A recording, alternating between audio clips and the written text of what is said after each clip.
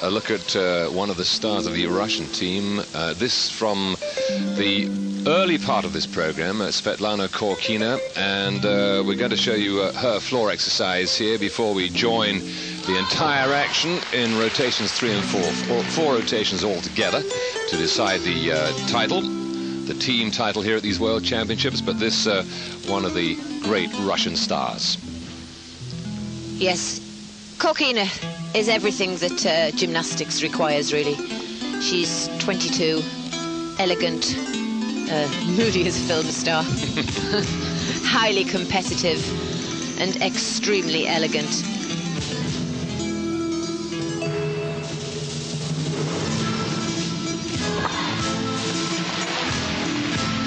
Beautiful whip into triple twist, but not such a pretty landing. And this, of course, the new code of points. So there is an unforgiving rule book that these gymnasts are working against in these 2001 World Championships.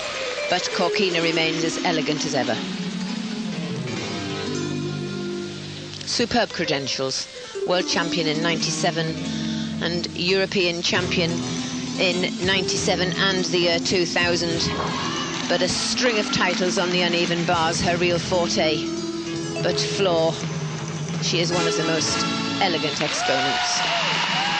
One of the taller of the gymnasts you'll be seeing here in Ghent in these World Championships, and that the performance on the floor then of Svetlana Khorkina for the Russians, and a very good solid performance, and in parts extremely beautiful. Somebody not too powerful to produce this type of tumbling just shows how much work and effort this really long, elegant gymnast who stands at 1 meter 64 centimeters, pretty unknown for gymnastics, but with a start value of 9.7, scoring 9 so far. We're joining the competition in rotations 3 and 4, and Russia at the moment in the lead of existing world champions Romania. So we really do have some excitement to come. 6 members in each team, and this is a new format. Normally there are 6 members, 5 go up on each piece of apparatus, and 4 scores count. So each team can drop its lowest score, so, you know, a team can tolerate an error. But this new unforgiving format, there are 6 members in the team, and 3 go up on each apparatus, and all 3 scores have to count. So not only are the judges testing the physical ability of the gymnasts, but they're testing their psychological mettle and just seeing how tough the performers are. And a view here of Natalia Zygancheva, who's about to try her hand at the uneven bars. 4 pieces of apparatus for the women, 6 for the men. But at least the women do have to perform 2 vaults, where the men just do the 1. The difference being, I guess, that women aren't quite as strong. Is that the idea, that they only do 4 events compared with the men at 6? What's the view of the insiders on this one at world level? Well, I think that specifically from the Eastern European perspective, the men were the fighters. They fought to protect their country and motherland, a very, very strong Soviet belief, and a very strong Soviet army regime with gymnastics. And so thus the 6 disciplines for the stronger of the gender. But now, slight mistake there. Gets it that time. That's an extra swing and quite almost a fall against the apparatus. That's going to cost her dearly. And another little stumble on the dismount. An interesting dismount, mind you. Yes, the split legs makes it look a lot different than it really is. Adds a little bit of artistry if it comes off, but unfortunately a fall on the landing for 5/10 and a pretty hefty stumble in the middle. They're the Ginger, named after Eberhard Ginger, the great German gymnast. Most of these movements that the girls perform, or many of them, have been innovated by men on the high bar. And there the Shushunova straddling backwards over the top bar. Some gymnasts wear guards. Notice that This gymnast elects not to, and that was a double straight with a split leg entry, but unfortunately she didn't get her legs together, or when she did, she was under-rotated, and that caused the fall.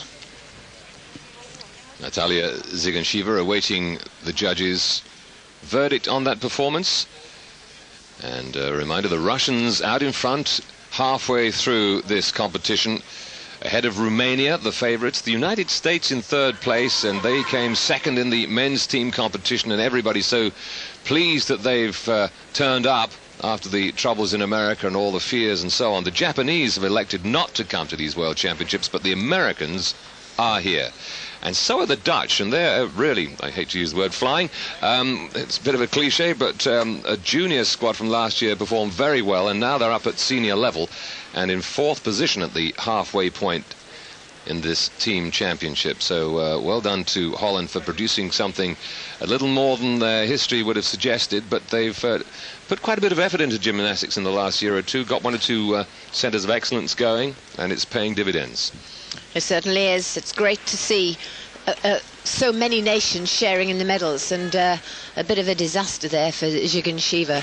8.4 for her A bars, and she had a pretty good start, 8.95 for an excellent floor routine, but with all three scores counting, that really is not going to do the Russian challenge any good. Ludmila Eyova. They have three competitors on each piece of apparatus, and all three attempts count, unlike the old system. Eyova is 19 years old, but has not made the Russian team in major events. This is her first participation in a major championship. For the team, that is. And this is spectacular work. Complex. Backsole circle. They have to have particular movements. They must go from the top to the bottom bar, from the bottom to the top bar. They must have an element of flight where they leave go of the bar and recatch. And that dismount there, inward double somersault with a half turn. One of the most difficult. Very nice to watch then, Ludmila Eyova, and next it'll be Korkina, the star performer that we saw on the floor. Now the piked Jaeger. But this was the twist and a twist, and then one extra that we didn't really expect there. Yes, and then the flight to the low bar with the half turn. Brilliant. To change direction. One of the compulsory elements. It doesn't have to be that difficult, but just see the pliability of that bar, and once again the Russians working without guards. And you have to be a very, very light bar worker to be able to work without guards. Technically not a brilliant half turn at the end, but interestingly enough, the gymnasts are practically having to draw blood to get into the nines on the apparatus on this new code. 9.225, and only months ago routines of that caliber would have been scoring in the 9.9s, but with the demands of the new code of points, where we have elements structured from A, the easiest, to super E, the most difficult, the emphasis is on adding together skills of difficulty. And here Svetlana Korkina, who has no less than 2 Olympic titles on the uneven bars, 4 world titles and 4 European titles. She really owns this apparatus. And this is the girl who's been the outstanding athlete so far in this World Championships here in Ghent in qualifying. Overall, she came out top ahead of her great rival Andrea Raducan. And her timing is just impeccable. Her own move, named after her.